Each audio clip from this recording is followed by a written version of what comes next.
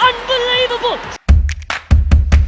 그리고 또다시 만난 양봉업자와 꿀벌 군단, 도르트문트와의 챔스 16강전이었죠. 이미 양봉업자로 정평이 나 있는 손흥민에게 여론의 관심은 쏟아졌습니다. 실제로 이런 여론들의 관심에 토트넘의 포체티노 감독은 손흥민이 도르트문트에 강한 이유 나도 모른다 라고 답할 정도였죠. 경기가 시작되고 손흥민은 전반부터 수비에 치중한 도르트문트를 상대로 좋은 움직임을 가져갔습니다. 결국 이제 후반 시작 2분 만에 벨통원의 크로스를 받아 첫 골을 기록하게 되죠. 이 골은 이번 시즌 손흥민의 챔피언스리그 첫 골이자 양봉업자로서의 존재감을 다시금 알린 골이었습니다. 이 골로 인해 손흥민은 시즌 16골 8도움을 기록하게 되는데요. 도르트문트만을 상대로만 11경기 9골을 기록하게 되는 거죠. 또한 단일 시즌으로는 처음으로 전 대회에 득점하게 된 기록으로 남게 됩니다. 이날 그 양봉업자 손흥민의 활약은 후스코드닷컴으로부터 7.3점을 받았고 BBC에서는 이런 평가를 받아요. 엄청난 골이었다. 손흥민은 유럽 최고 선수 중에 한 명이다. 월드 클래스다. 월드 베스트에 뽑혀야 한다.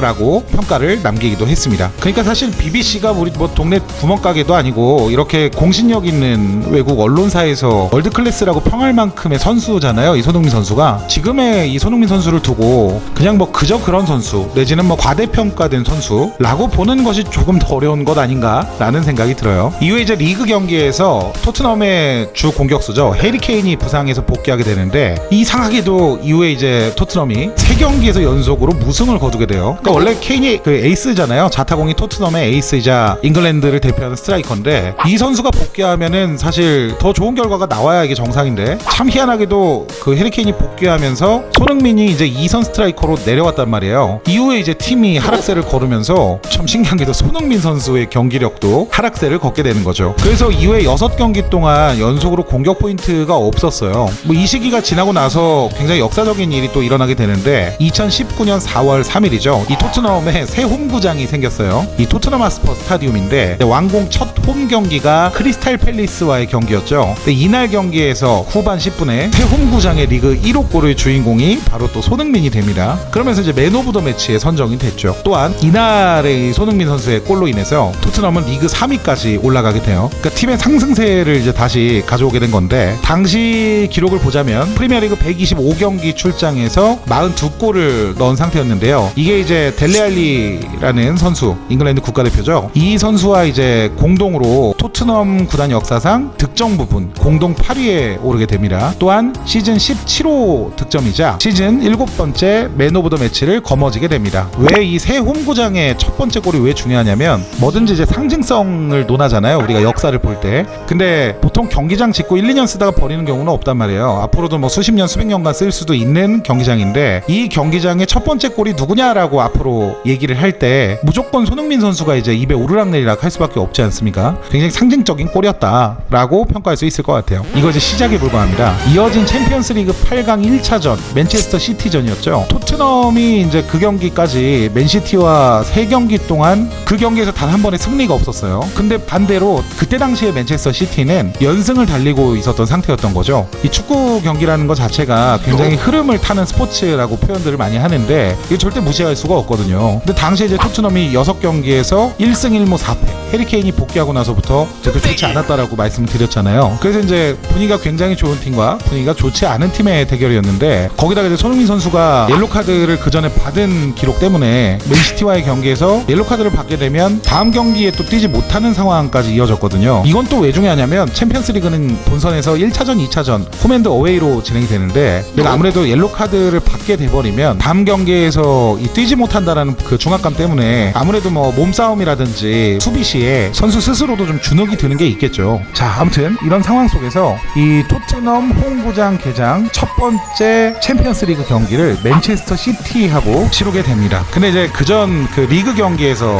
홈구장 개장 첫 골을 터뜨린 손흥민이었기 때문에 이 경기까지 또 골을 넣어줄까라고 사실은 조금 의구심은 있었어요. 또 팀 분위기가 좋지 않았기 때문에. 근데 또 사고를 치죠. 77분에 토트넘의 선제골이자 챔피언스리그 2호 골, 그러니까 시즌 18호 골이었고요. 이 골을 또 손흥민이 쏘아 올리죠. 자, 이것도 참 역사적으로 의미가 있어요. 토트넘의 이제 신구장 첫 번째 유럽 대항전 득점이자 이제 챔피언스 리그로 개편이 된 이래로 토트넘의 첫 번째 챔피언스 리그 8강 득점이었습니다. 그리고 또 이 경기가 손흥민 개인으로서는 개인 통산 유럽 클럽 대항전 50번째 출전 경기였고요. 또 챔피언스 리그 개인 통산 10호 골이기도 했습니다. 챔피언스 리그 8강 첫 승에 UEFA 공식 맨 오브 더 매치 선정을 시작으로 스카이 스포츠와 BBC 등 다수의 매체로부터 이 경기에 또 맨 오브 더 매치에 선정이 됐어요. 그리고 나서 이제 손흥민의 상승세가 굉장히 무섭죠. 이 선수가 굉장히 또 흐름을 무섭게 타는 선수잖아요. 이 돌아온 리그 34라운드 허더스필드 타운 AFC전에서 시즌 9호 도움으로 공격 포인트를 이어갑니다. 그리고 이제 대망의 챔피언스 리그 8강 2차전이 열렸어요. 이 경기에서 토트넘은 1점 차로 지기만 해도 올라가는 상황이었죠. 그전 경기에 이제 승리했기 때문에. 단 이제 토트넘이 2골 이상을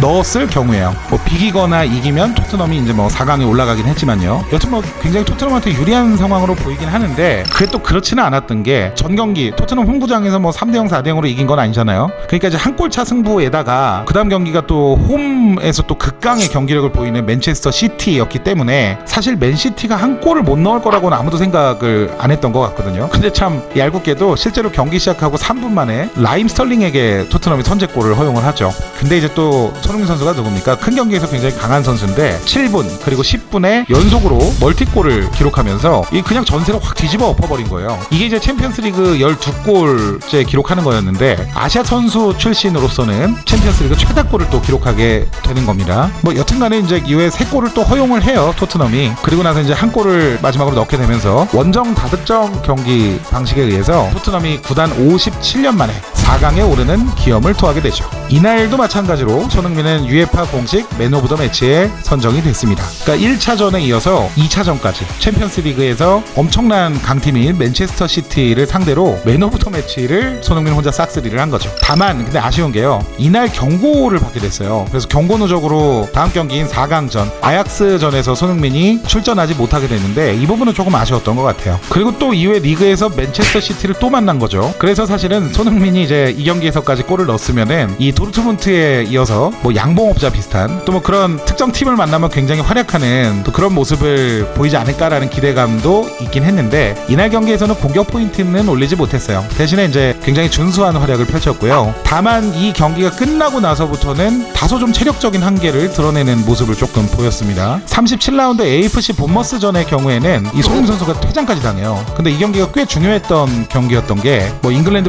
프리미어리그라든지 뭐 프랑스의 리그 앙이라든지 뭐 이런 리그마다 조금 규정이 다르긴 한데 프리미어리그 같은 경우는 리그 4위 팀까지만 유럽 챔피언스 리그 진출 티켓을 거머쥘 수가 있었거든요. 근데 당시에 이제 토트넘이 4위냐 5위냐가 약간 간당간당한 그런 상태였던 걸로 기억이 나는데 이 경기를 잡았으면 굉장히 좀 남은 경기를 편한 마음으로 또 볼 수 있었던 상황이었는데 하필 이 경기에서 손흥민 선수가 퇴장을 기록하면서 여기에 또 징계까지 따로 내려와요. 그래서 리그 3경기 출장 정지를 받게 되는 거죠. 그래서 뭐 조금 허무하지만 리그는 이제 그렇게 마무리가 됩니다. 리그 스탯을 보니까 당시에 이제 31경기 12골 6도움을 기록했습니다. 그리고 이제 당시에 이제 그 순위 라이벌 팀이었던 그 첼시가 그 다음 경기에서 승리를 하면서 토트넘의 순위가 이제 3위에서 4위로 떨어지게 되는 거죠. 손흥민의 퇴장으로 인해서 정말 운이 없어서 만약에 뭐 다른 팀들이 다 잘하고 토트넘이 막 연패를 하고 막 이런 상황이 왔다라고 한다면 그러면은 사실 시즌 초중반 굉장히 잘해놓고 마지막에 좀 좋지 않은 상태로 끝날 수도 있었는데 다행히도 그런 일이 일어나지 않았습니다. 토트넘은 다음 시즌에 챔피언스리그에 진출 티켓을 거머쥐게 됐죠. 자, 그리고 이제 돌아온 챔피언스리그 아약스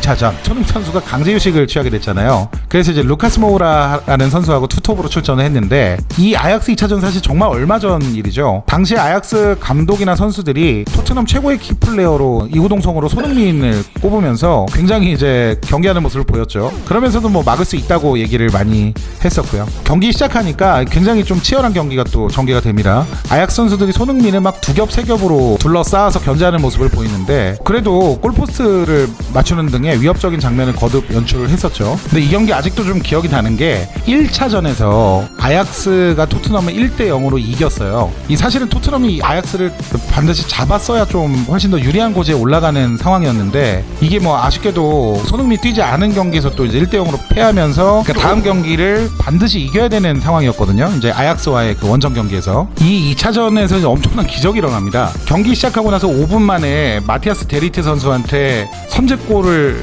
먹어요. 근데 사실 토트넘은 골을 넣어도 모자랄 판에 지금 골을 허용하는 바람에 분위기가 뭐 굉장히 좋지 않았죠. 중간중간에 뭐 이렇게 기회를 만들려고 하는 모습은 있었는데 전반에 사실 그렇게 좋지 않았던 것 같아요. 그리고 나서 전반전에 하킴 지에 선수한테 35분경에 두 번째 골을 허용하면서 이제 1, 2차전 합계 3대 0으로 토트넘이 따라가야 되는 상황이 연출이 됩니다.